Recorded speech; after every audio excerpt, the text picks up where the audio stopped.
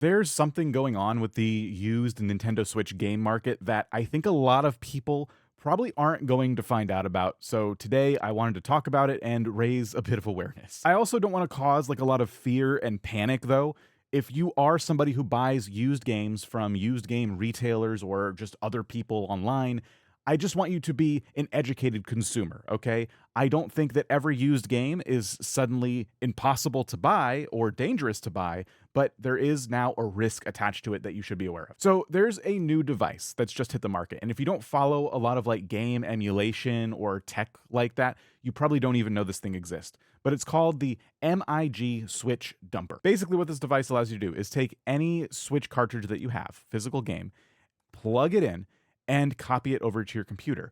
But this device, that's been around for a while, this specific device has one unique feature. You see, what I've just learned from watching some videos on this is that every single Switch cartridge has a unique ID attached to it. And this ID is what Nintendo can use to determine if you have a legitimate copy of the game. So if you happen to log into the game and go on the internet, then Nintendo knows, okay, this person is allowed to be here. They have the correct unique ID attached to their game. They're good. I'm not an expert on this topic, but as I understand it, that unique ID actually gets cloned along with the game. And this has people who dump these games very excited, right? Because normally when you dump a game, which can be done, it's been done for a long time, it doesn't have those unique properties that come with it, and therefore you can't play it online. So if you read the title of this video, you probably understand why this is already a problem, right?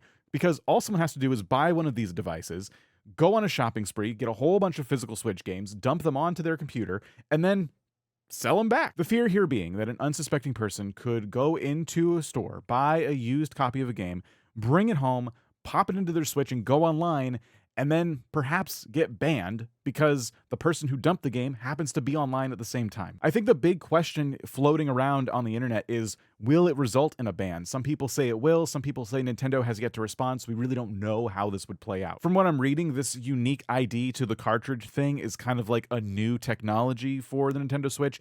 The people I'm reading about on Reddit and stuff say that back in the day, the 3DS games didn't have these unique identifiers. I don't know if that's true, but be that as it may, Nintendo now needs to figure out what's going to happen if they get into a situation where two people show up with the same game and one of them shouldn't be there. I don't know enough to say if single player games are going to be affected by this, like if you have a game that's only single player, because for example, when you log onto your Switch and then you see your friend is on playing a certain game, does that count? Because the server is seeing them in game and it knows enough to let you know, hey, Bob is playing Pokemon right now. But does Bob have to go online and trade with somebody in order for the actual ID to be needed? That I don't know. Maybe someone out there does, and if you do, feel free to leave that in the comments. The fact of the matter is, though, Nintendo is probably not going to respond until this actually happens. Some innocent kid buys a game and then gets banned at no fault of their own.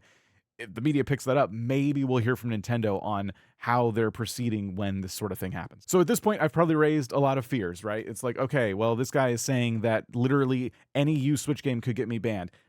It's not necessarily true. Number one, yes, I just said we don't know that, and that's true. We don't know exactly what's going to happen. But number two is that most games on shelves today, right now at the time of recording this video, are probably fine. This device is very, very new, and it's pretty niche. Not a ton of people are going to buy it, right? But it really only takes one person in your local community to do this and then flood your games retailer, your used games retailer, with a whole bunch of copies of a game. So it doesn't take many people to cause this problem, but right now, this is so new that you're probably fine today. Going forward, well into the future, even the next piece of Switch hardware, this will probably become more and more of an issue that slowly kind of screws up used games for the Nintendo Switch. A lot of people are speculating that these games are going to be playable on the next generation of hardware, both physical and digital. So we have that to look forward to. But hopefully by the next generation of Nintendo consoles, we'll have heard what their solution is to this problem. I do hope it's something,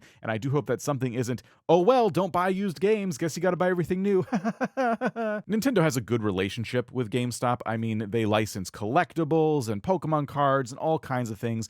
So GameStop isn't just for games, and Nintendo probably won't want to burn them right? But you can see what's happening in the market. PlayStations and Xboxes now are releasing with versions of the console where there's no disk drive. It's digital only. Could Nintendo's solution to this be the next generation of Nintendo hardware is digital only, aside from the Switch games that you can plug into it? Maybe this next console is the last game that takes physical media, and maybe that physical media is only old school Switch games and not whatever new thing that they have.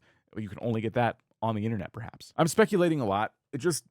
What sucks is that everything is so expensive right now, and like buying a used game, it's always been a thing you could do. And we've seen it kind of going away, but this seems like a very all of the sudden kind of blow to now the trust in used Nintendo media.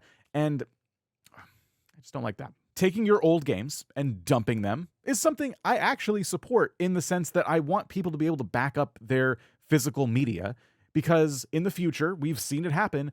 Old devices don't get support anymore, and then you can't play those games. But if you do that, you really have to keep that physical media to yourself. Once you back it up, that game should be yours forever. It should sit in a closet somewhere, and it should never hit the used retail market for video games. Taking a game, copying it, and then selling it to some unsuspecting stranger is basically piracy. It's also a scumbag move. But yeah, I wanted to cover this because, like I said, unless you're kind of looking for this type of hardware and you're interested in this stuff, you're probably not going to see it. And I haven't seen anybody making videos that are specifically about this topic of, hey, used games, be careful. And that's all I want to say. Again, today, you're probably fine to buy used games, but you should really go into those stores aware of what could happen. Be on the lookout, see if Nintendo responds to this. Go on social media, ask them yourself, hey, what are you going to do about this problem? Because we all know, thanks to watching the Palworld situation, if enough people go to Nintendo and say, what are you going to do about this? They will be forced to respond. The Palworld thing was very dumb and not a great example, but that's how inundated they got with people going, hey, someone stole Pokemon. They had to say something at some point. So I don't know. That's what social media is for. That's all I wanted to talk about. Best of luck. Stay safe out there. And, happy gaming, I guess.